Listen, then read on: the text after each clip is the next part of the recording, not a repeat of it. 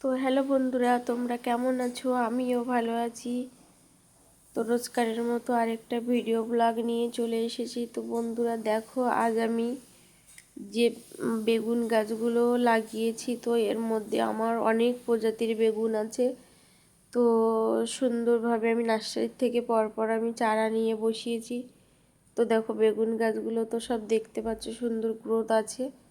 তো বেগুন গাছগুলো সব আমি আজকে কেটে রেডি করব। তো তার জন্য দেখো বেগুন গাছের মাথা কাটিং করে দিচ্ছি, কারণ এর থেকে যদি কেটে দিই এর থেকে সুন্দর গাছগুলো ঝোপালো হবে। তো দেখো ফাইনালি সমস্ত গাছের মাথাগুলো আমি কেটে দেব। তো দেখো নিচের থেকে যেগুলো ছোট ছোট বেরিয়েছে, তো সেই ডালপালাগুলোও আমি সেটে পরিষ্কার করে দেবো, কারণ নিচে যদি রাখা হয় তো নিচে রাখলে খুব অসুবিধা বেগুন গাছ। তো পরিষ্কার করে দিলে কি হবে, ওপরের দিকে ঝোপালো হবে, বেগুন আসতেও তাড়াতাড়ি সময় লাগবে না। তো দেখো নিচের থেকে কত সুন্দর বেরিয়েছে, কিন্তু এগুলো মায়া করে রেখে লাভ নেই, সবটাই আমি কেটে রেডি করে দেবো। দেখো বড় বড় পাতা সব কেটে সুন্দর পরিষ্কার করে দিচ্ছি। গাছের গোড়ার পাতা যদি খালি থাকে তো দেখো রৌদ্রটাও সুন্দর পাবে। তো সুন্দরভাবে প্রতিটা গাছ ধরে ধরে আমি কেটে দেবো। তো বেগুন গাছের চেহারাটাও সুন্দর আছে।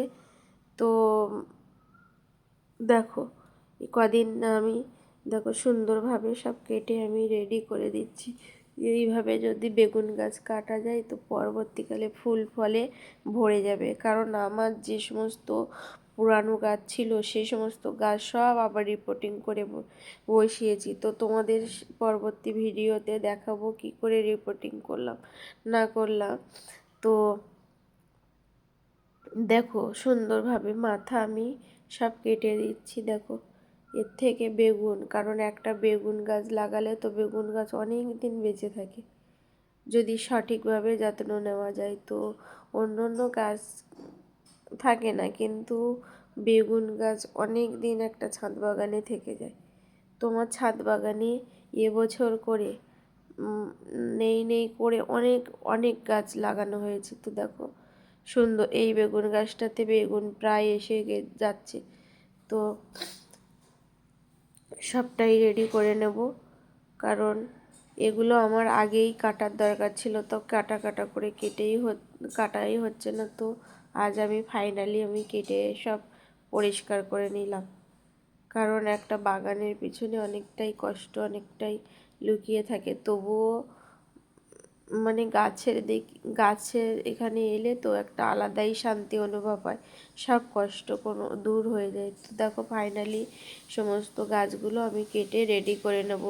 এই গাছটাতে দেখো পাতার উপরে কেমন কাঁটা, এগুলো একটা বললো যে নার্সারি থেকে বেশ বড় বড় জাতের বেগুন। তো ওরা তো বলেই দিয়েছে যে এইরকম, কিন্তু কীরকম বেগুন হবে জানি না।